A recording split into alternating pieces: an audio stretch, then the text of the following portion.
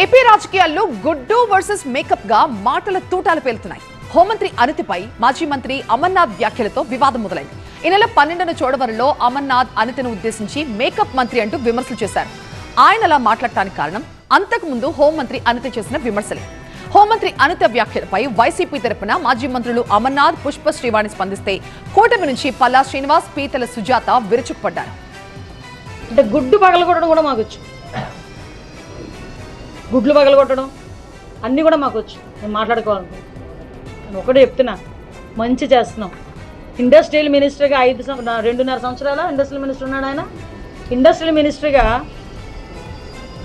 పకోడీ బజ్జీ కొట్లు, లేకపోతే ఇంకోటి ఏంటి ఆ రోజు ఏదో చేసి సమోసాల కొట్లు ఏదో చేశాడు, మా వాళ్ళు చెప్తారు బాగా మంచిగా. ఆ పానీపూరి బళ్ళు అవి కాదు నేను తీసుకొచ్చినవి. నేను వాటిని తక్కువ చేసి మాట్లాడట్లే. ఏఎంఎన్ఎస్ అక్కడికి వెళ్ళి అందులో ఉన్న వాటన్నిటిని చదవడానికి నీకు గంట పట్టింది. మనకు ఒక మేకప్ మంత్రి ఉంది. మీ అందరు ఎవరికి చెప్పాల్సి లేదు. సరిగ్గా ఇటువంటి ఎండలో తీసుకెళ్తే కేజీ బయటపడుతుంది. కేజీ పుట్టి పెట్టవచ్చు, మనం వాళ్ళకు పుట్టి పెట్టుకోవచ్చు. ఆవిడ మాట్లాడుతుంది. మొన్న ఏమంటుంది, పూర్వం మేము చదువుకున్న రోజుల్లో మేము ఉద్యోగాల కోసం ఎదురు చూసేవాళ్ళం, ఇప్పుడు ఉద్యోగాలు మన కోసం ఎదురు చూస్తున్నట్టు. ఏ ఉద్యోగం అమ్మా? నువ్వు చేసినటువంటి ఉద్యోగం ఏంటి చెప్పు, మాకు చెప్పు. నేను వాడి వదిలేసినటువంటి నా బుల్లెట్ ప్రూఫ్ కారు నువ్వు వాడుతూ నా గురించి మాట్లాడుతున్నావు. నీకు సిగ్గు స్థిరం ఏమైనా ఉందా అని అడుగుతావు.